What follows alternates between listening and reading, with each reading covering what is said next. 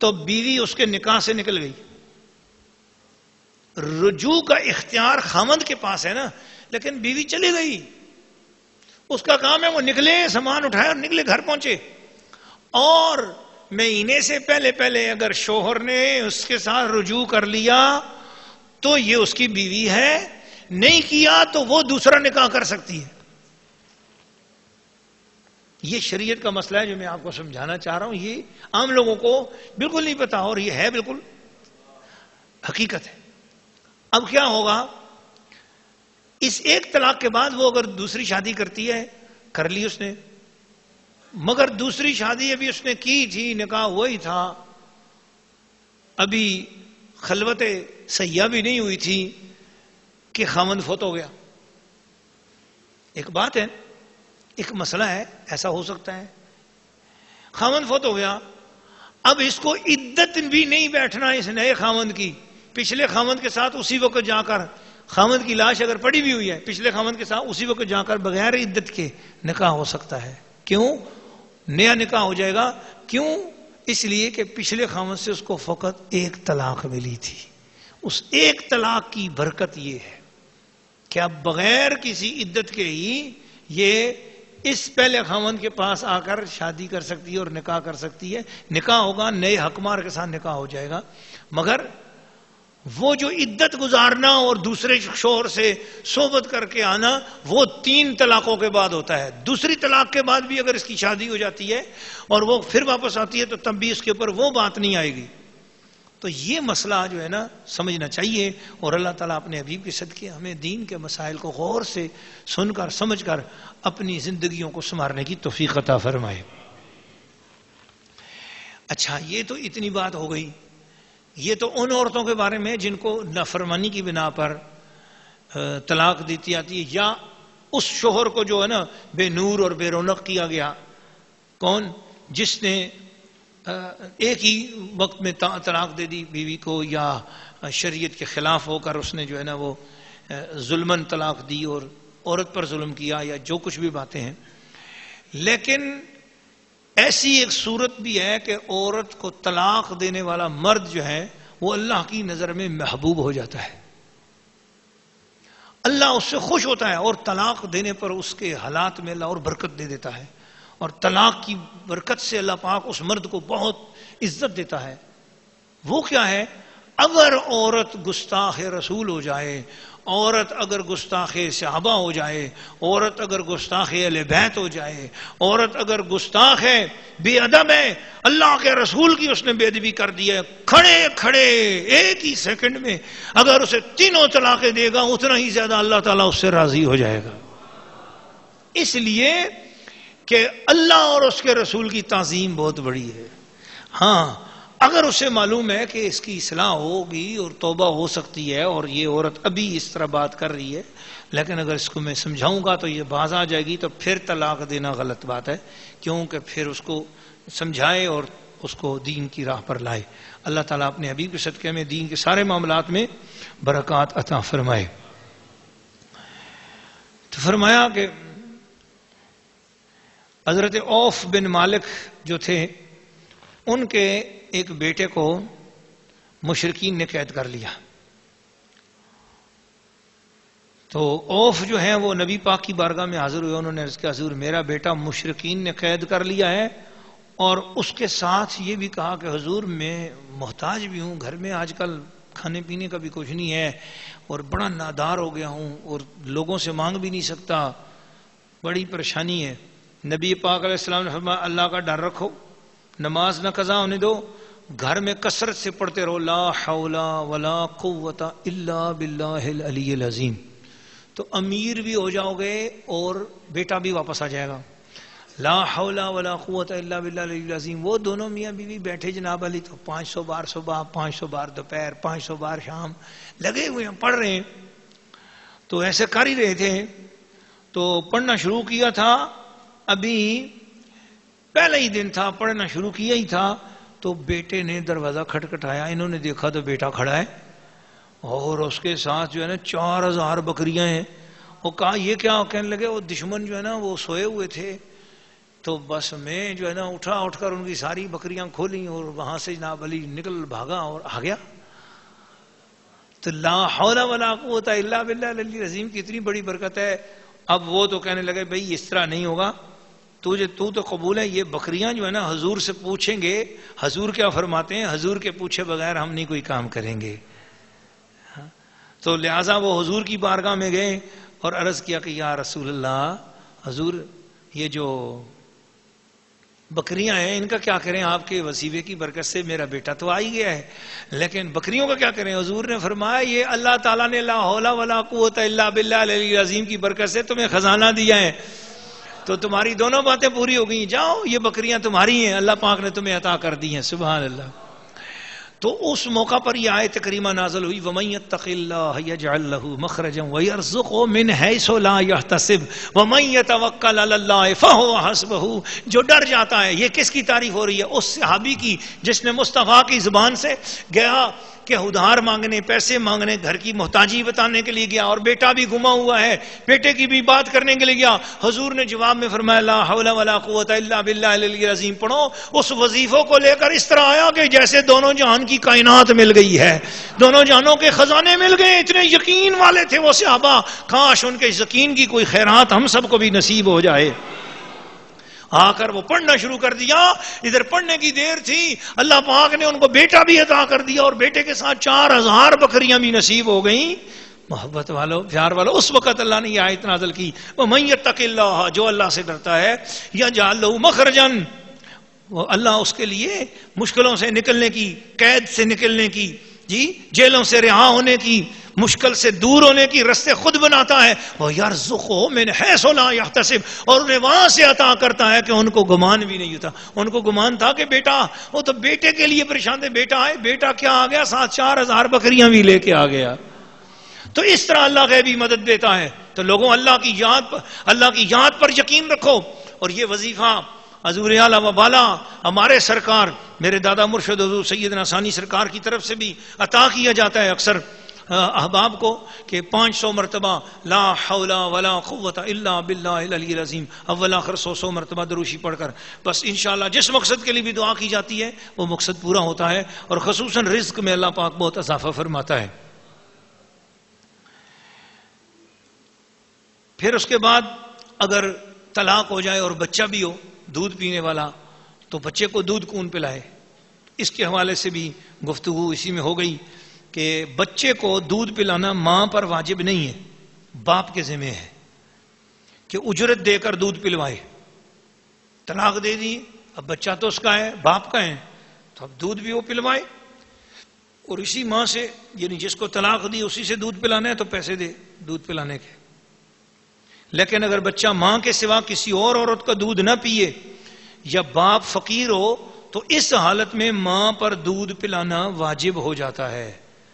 بچے کی ماں جب تک اس کے باپ کے نکاح میں ہو یا طلاق رجعی کی عدت میں, ایسی حالت میں اس کو دودھ پلانے کی اجرت لینا جائز نہیں. بعد عدت کے جائز ہے. مسئلہ یہ ہے کہ کسی عورت کو معین اجرت پر دودھ پلانے کے لیے مقرر کرنا یہ بھی جائز ہے. یہ بھی مسئلہ سن لیجئے کہ غیر عورت کی بنسبت اجرت پر دودھ پلانے کی ماں زیادہ مستحق ہے.